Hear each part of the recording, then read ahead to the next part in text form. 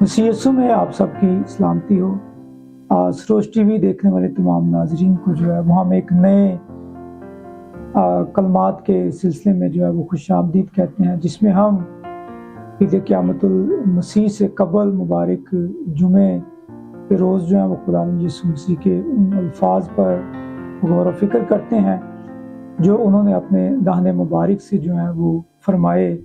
और बेशक ये पूरी दुनिया में रवायत कायम है कि बहुत सारे चर्चिज़ के अंदर जो है उन कलिमात को जो है वो देखा जाता है और पढ़ा जाता है और उन पर जो है वो गौर व फिक्र किया जाता है, ताकि जो सलीब के ज़रिए से हमें तालीम मिलती है मसीह यीशु की, उस पर जो है वो बातचीत की जा सके। तो इस सिलसिले में हम जो है वो इसी मौजू के ऊपर जो है बात करेंगे। और आज जो है वो आप तमाम नाज़रीन के सामने जो है पहला कलिमा जो है वो पेश किया जाएगा, जो खुदा यीशु मसीह ने अपनी ज़ुबान मुबारक से जो है वो फरमाया, और उस कलमे पर हम जो है वो गौर व फिक्र करेंगे और देखेंगे कि वो कलिमा जो है वो हमें क्या बयान फरमाता है। पहला कलिमा खुदा यीशु मसीह ने जो फरमाया, ये कलिमा जो है वो ऐसा कलमा है कि जिसको मुआफ़ी का कलिमा कहा जाता है, क्योंकि जब आप लूका की इंजील को पढ़ते हैं, लूका की मार्फत लिखी गई इंजील के उसके 23वें बाब को, तो वहाँ पर उसकी 34वीं आयत करीमा में लिखा हुआ है कि मसीह यीशु ने कहा, ऐ बाप इनको मुआफ़ कर, क्योंकि ये नहीं जानते कि क्या करते हैं। मसीह खुदावंद सलीब पर लटके हुए थे और सुबह के तकरीबन 8:30 बजे का वक्त था, जब वो राहे गम को अबूर करके कलवरी की तरफ जो है वो जा रहे थे। इस पुरदुख सफ़र में वो 2 या 3 बार ज़मीन पर गिर पड़े। भूख, प्यास और कोड़ों की बेरहम मार और कांटों से जड़ा हुआ ताज उनके जिस्म और जान को चूर चूर कर चुका था, और उनके पाक हाथों और पाँव में कील ठोंके गए थे और खून इस शिद्दत से बहा के उनकी हालत नाकाबिले बयान हद तक बिगड़ गई। अल्फाज इस कर्बो बला को बयान करने से कासिर हैं जो उन पर गुजर रही थी। तकरीबन 9 बजे के करीब उन्हें सलीब पर जो है वो मसलूब करने के लिए लटकाना शुरू कर दिया, जबकि यहूदी काहिन और सरदार क़यादत नहायत मुतमिन थे और उन्होंने अपने बरज़म खुद सबसे बड़े दुश्मन को मगलूब कर रखा था। वो सलीब पर बहते हुए खून को देखकर जरा बार भी पशेमान नहीं हुए, ना उनके दिल उस दर्दनाक मंजर से नरम पड़े, ना ही उन्हें रहम आया, बल्कि उनकी संग दिली यहाँ तक बढ़ गई कि प्यास की शिद्दत में पानी की बजाय उन्हें सिरका पेश किया। मगर इस हालत में भी खुदावंद का किरदार और उसकी बेपनाह मोहब्बत यूं जलवागर हुई कि अज़ियतनाक लम्हों में जब वो सलीब पर लटके हुए थे, उनके दाहने मुबारक से पहला कलमा निकला जो उनके दुश्मनों के लिए मोहब्बत और शिफायत का बेमिसाल सबूत था। पेशीन गोई की तकमील जो है हमें यशायाह की किताब के 53वें बाब की 12वीं आयत हमें मिलती है। ये वो लम्हा है जब सदियों पहले की गई यशायाह नबी की नबूवत जो है उसको तकमील मिलती है, जहाँ पर नबी कहता है, तो भी उसने बहुतों के गुनाह उठा लिए और खताकारों की शिफायत की, और सलीब पर वही शिफायत हकीकी सूरत में जाहिर हुई। कलिमा अव्वल में मोहब्बत की झलक खुदा की फितरत ही नज़र आती है, और फिर इसके साथ जो हमें खुदा की मोहब्बत का इजहार जो है वो नज़र आता है। और ये मोहब्बत सिर्फ दोस्तों के लिए नहीं थी, बल्कि उनकी ये मोहब्बत उनके दुश्मनों के लिए भी थी, उसने जो कहा वो अल्फाज सिर्फ दोस्तों के लिए नहीं थे बल्कि हर किसी के लिए थे, और वो मोहब्बत और शफायत को खुदा बाप की हजूरी में जलाली तौर पर पेश करते हैं।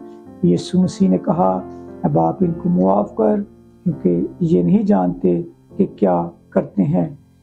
ये खिताब ऐ बाप एक करीबी भरोसेमंद रिश्ते को बयान करता है जो दुख की गहराइयों में कायम रहता है, और दरख्वास्त थी इन्हें मुआफ़ कर।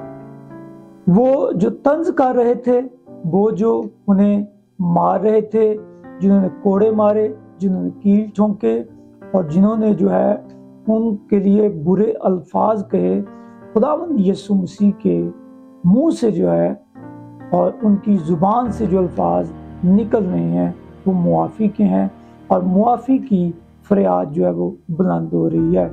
दलील खुदावंद यीशु मसीह ने खूबसूरत पेश की है कि बाप ये नहीं जानते कि क्या करते हैं। जहालत उनकी संग दिली का सबब थी, और यीशु ने इसी को बुनियाद बनाकर उनके लिए रहम को मांगा। मुआफ़ी की दरख्वास्त में पोशीदा हुक्म खूबसूरत है। यीशु ने सलीब पर लटके हुए ना सिर्फ अपने दुश्मनों के लिए मुआफ़ी मांगी, बल्कि इस फरियाद को एक ज़बरदस्त दलील के साथ पेश किया और फरमाया, बाप इन्हें मुआफ़ कर, क्योंकि ये नहीं जानते।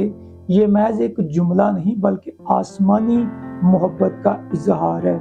यीशु जानते थे कि वो लोग लाइलम थे, वो नहीं जानते थे कि वो किसे मसलूब कर रहे हैं, क्योंकि वो ज़िंदगी का मालिक है, वो कदूस हकीकी है, खुदा के बेटे को उनके पास अपने फजल के हक में महज चंद कमज़ोर दलाइल थे जो उन्होंने पेश किए।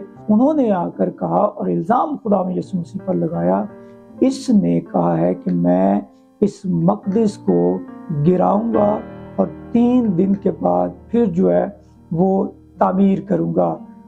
और वो इस बात को जारी हैकल के साथ जोड़े बैठे थे।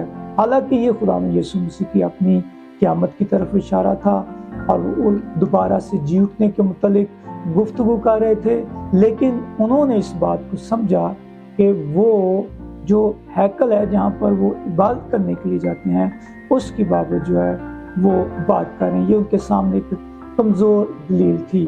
और दूसरी बात उन्होंने जो खुदा में यीशु मसीह पर इल्ज़ाम के तौर पर पेश की, और वो ये थी कि ये अपने आप को खुदा का बेटा कहता है, और उन्होंने समझा कि ये कुफर बकता है। हालांकि वो अज़ल से खुदा का बेटा है और इकलौता बेटा है जो मुजस्सम हुआ और मुजस्सम होकर इस दुनिया में आया।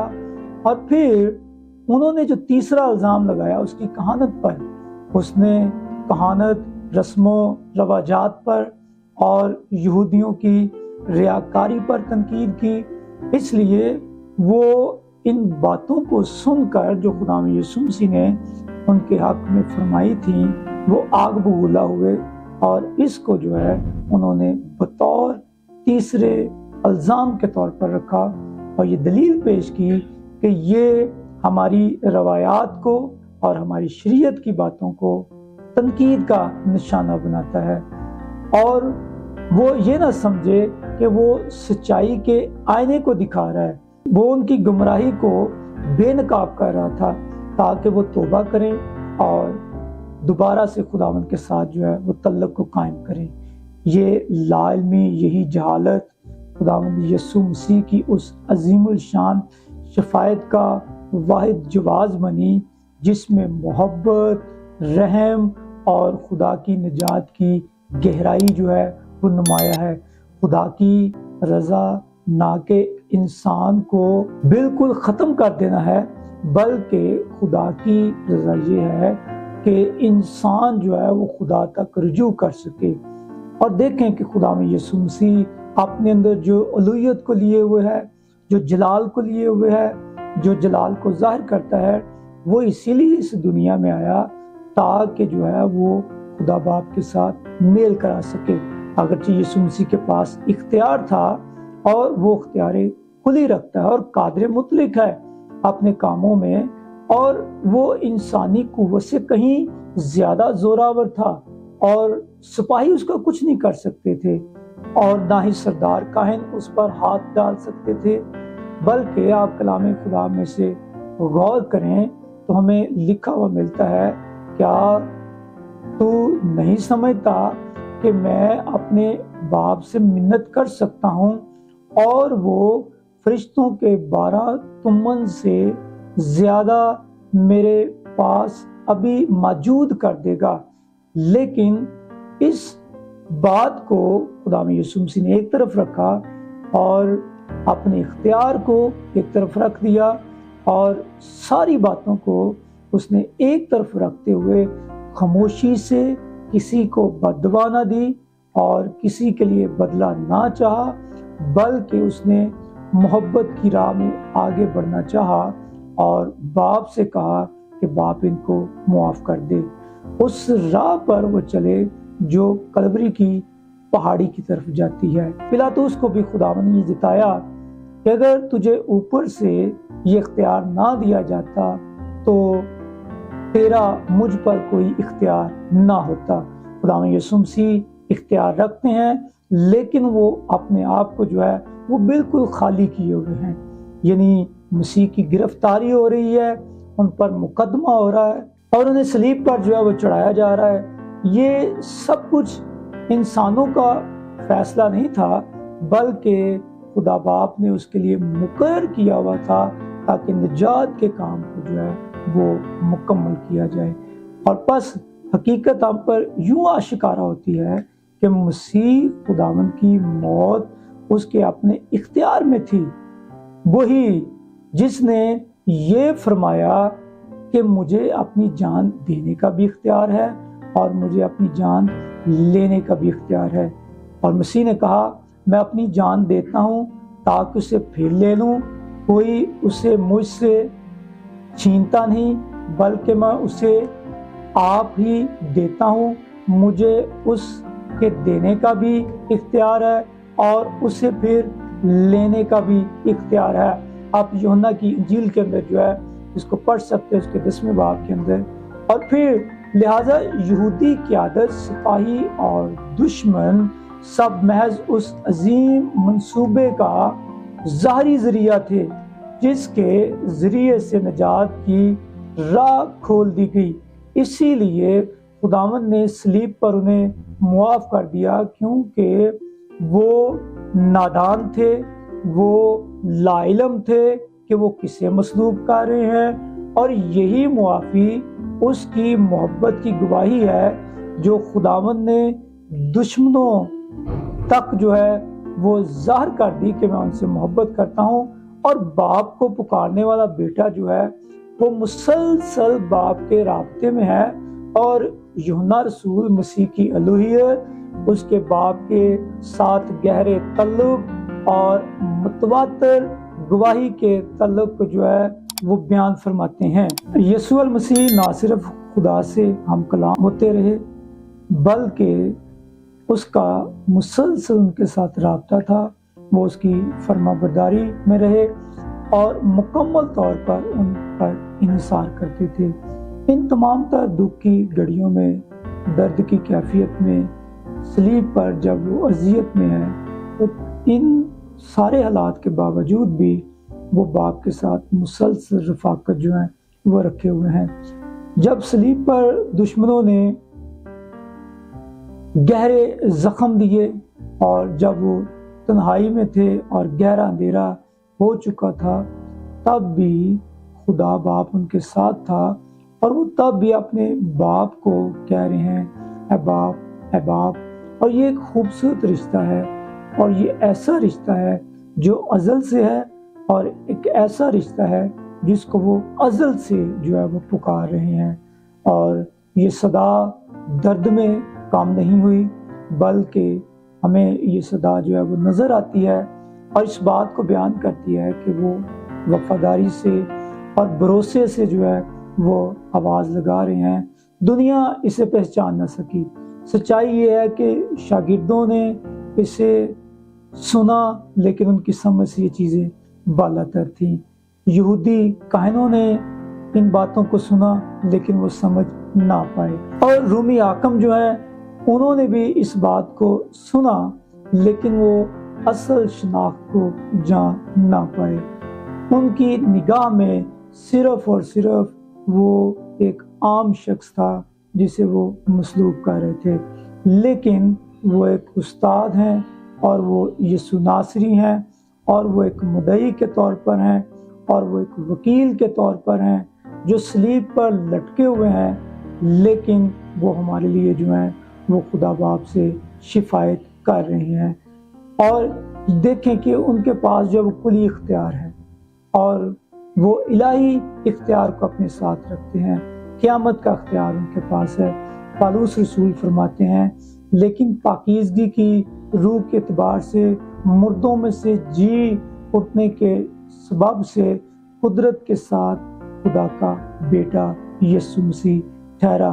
क़यामत ने ये ऐलान कर दिया कि यीशु मसीह महज नबी या उस्ताद नहीं बल्कि वो खुदा का बेटा है, जिसके पास ना सिर्फ खिदमत का अख्तियार था बल्कि मौत पर गलबा पाने का अख्तियार और कुदरत भी है।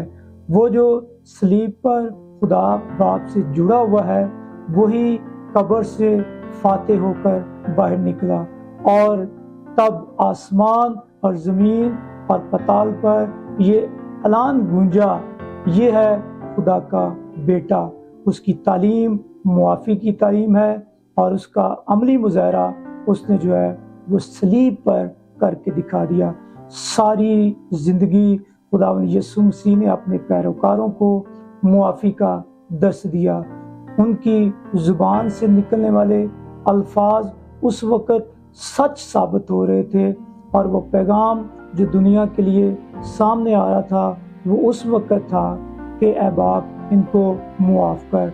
मोहब्बत, रहम और मुआफ़ी, और ये वो चीज़ें हैं जो खुदावंद यीशु मसीह की ज़िंदगी से नज़र आती हैं। और आज जब वो सलीब पर लटका हुआ है तो वो गोया उस अमली तालीम का इम्तिहान दे रहा है जिसको कभी उन्होंने लोगों तक पहुंचाया था, मगर उसके कौलो फेल में कभी कोई तज़ाद ना पाया गया। वो अल्फाज जो उसने पहाड़ी वाज पर फरमाए कि अपने दुश्मनों से मोहब्बत रखो और अपने सताने वालों के लिए दुआ करो, आज सलीब पर वही तालीम जो है वो कमाल तक पहुंच रही है। वो कलमात जो उसने तिब्रियास की झील के किनारे फरमाए, वो रहम जो उसने गुनाहगार औरत पर निछावर किया, वो शफकत जो बेकस लोगों पर ज़ाहिर हुई, और वो प्यार और मोहब्बत जो टैक्स जमा करने वालों पर उसका ज़ाहिर हुआ, कोड़ियों पर, फरीसियों पर और गोया के हर किसी पर आज वो सच साबित हो रहा है जब वो सलीब पर लटके हुए कह रहा है कि बाप इन्हें मुआफ़ कर क्योंकि ये नहीं जानते कि क्या करते हैं। अगर वो चाहता तो अपनी ज़ुबान से सिर्फ ये फरमान जारी कर देता कि यरूशलेम तबाह हो जाए, यहूदी कौम बर्बाद हो जाए, यहूदी कौम ख़त्म हो जाए, रोमी ख़त्म हो जाए, तो एक ही लम्हे के अंदर सब कुछ ख़त्म हो सकता था। लेकिन उसने किसी के लिए बद्दुआ ना चाही बल्कि उसने दुआ दी। उसने इंतकाम ना मांगा बल्कि उसने मुआफ़ी मांगी, क्योंकि वो ना सिर्फ मुआफ़ी की तालीम देने वाला था बल्कि खुद मुआफ़ी का मंबा था। उसने ना सिर्फ मुआफ़ किया बल्कि उसने मुआफ़ी को जला बख्शी। सलीब उसका तख्त ना था बल्कि उसकी मोहब्बत का मज़हर था, जहाँ वो एक बादशाह की तरह नहीं बल्कि एक खुदावंद और निजात दहिंदे की तरह ज़ाहिर हुआ। मुआफ़ी मसीही ज़िंदगी का मरकज़ है। खुदावंद यीशु मसीह ने ना सिर्फ मुआफ़ी की तालीम दी बल्कि सलीब पर उस तालीम को फ़रोग़ दिया, मोहब्बत और फजल के साथ उसे अमली जामा पहनाया। उन्होंने उसे कोड़े मारे, जिन्होंने उस पर इल्ज़ाम लगाए جنہوں نے اس کو صلیب تک پہنچایا وہ سب نادان تھے، اور خداوند نے انہیں ان کی نادانی کی بنیاد پر ان کو معاف کر دیا۔ یہ محض رحم نہیں بلکہ الہی فطرت کا اظہار تھا، اور یہی خداوند کی صفت اس کے لوگوں میں ظاہر ہوئی جب مقدس استفنس کو سنسار کیا جا رہا تھا۔